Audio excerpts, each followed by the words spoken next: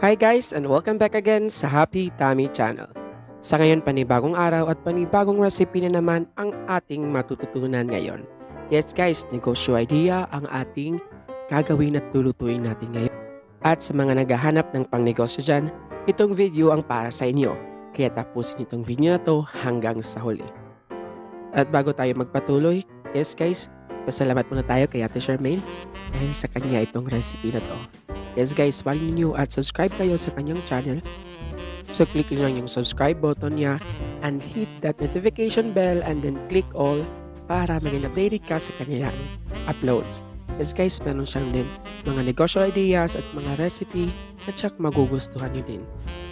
So let's proceed sa ating video. Tara na!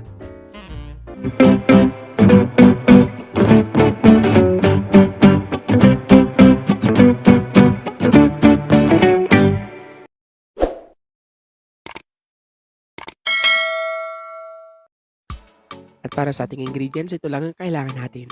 Isang piraso ng beef loaf, isang piraso ng itlog,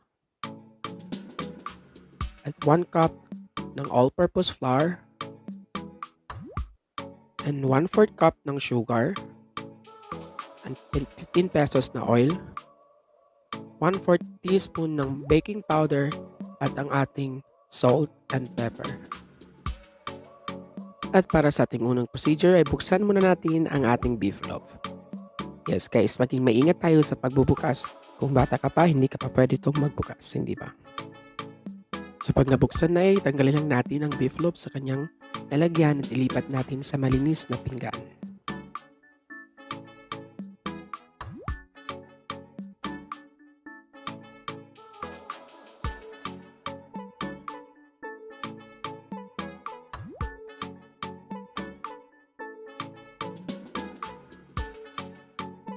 Yan guys, dahil wala tayong food processor, gagamit na lang tayo ng tinidor para mapino ang ating beef loaf. So pinuhin lang natin lahat yan ng pinong-pino.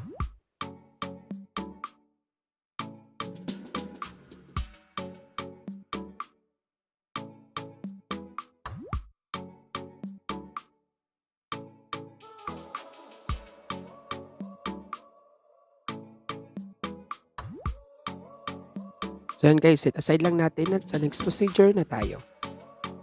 At para sa ating next procedure, pagsama-samahin lang natin ang lahat ng ingredients. Unahin na natin ang ating pinino na beef loaf. And then pagkatapos maglagay na tayo ng 1/4 cup ng sugar.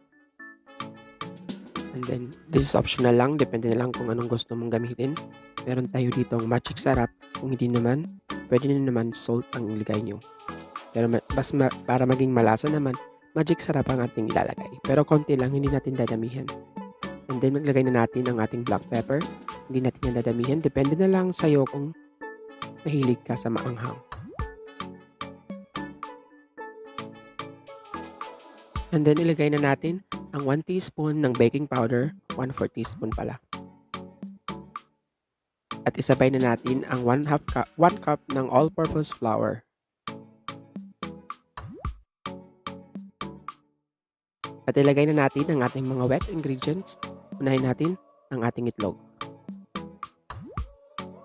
Sa mga bastos dyan. Ayan guys, so mix-mix lang natin hanggang maging well incorporated na silang lahat. So nakikita nyo, mukhang hindi pa siya ganyan yung ating consistency na kailangan. So magdadagdag tayo ng 1/2 cup ng tubig.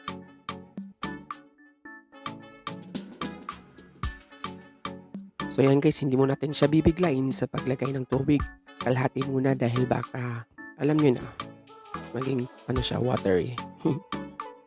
So yan guys, mix lang natin hanggang maging well incorporated na sila.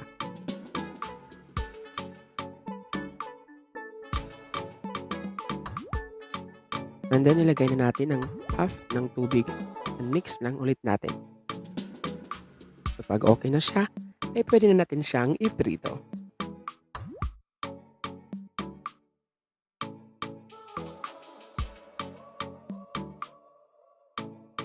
Ayan guys, dahil wala akong pastry bag, ay mag-improvise na lang tayo ng pastry bag.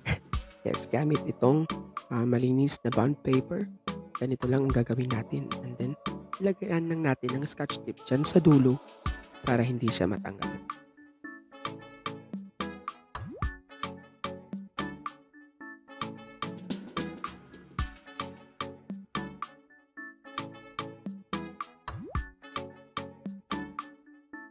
So ano nga ba ang purpose nito?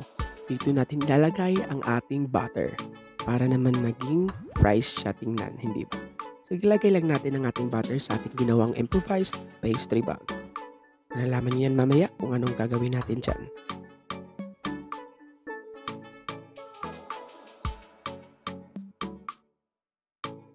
So yan, set aside lang natin at magprito na tayo. At ayan guys, para sa ating pagprito ay gagamit ulit tayo ng ating mahiwagang butane. Hindi, joke lang. So buksan muna natin ang ating butane. And then ilagay na natin ang ating kawali.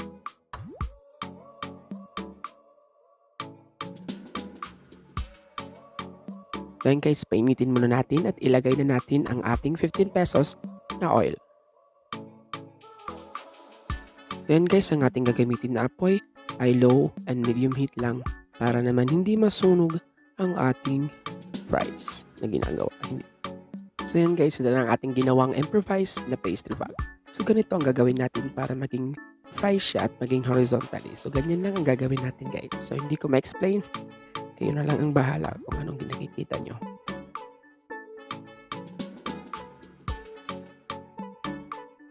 So yan guys, tulutuin lang natin ito ng 2 to 3 minutes in a medium heat lang para hindi masunog siya.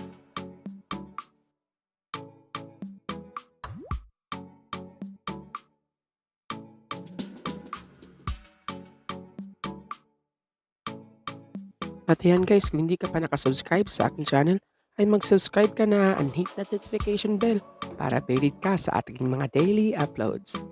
At yan guys, kung gusto nyo pa ng ibang klaseng video, yung mga negosyo na video, ay check nyo lang yung channel ko at nandun po sa aking mga latest uploads kung ano ang hinahanap nyo na pang negosyo at syempre, mga kakaibang recipe. At yun na nga guys, at okay na siya, ihanguin lang natin sa ating kawali at strain lang gamit ang ating strainer. At pagkatapos niyan ay let's do the plating. Yes guys.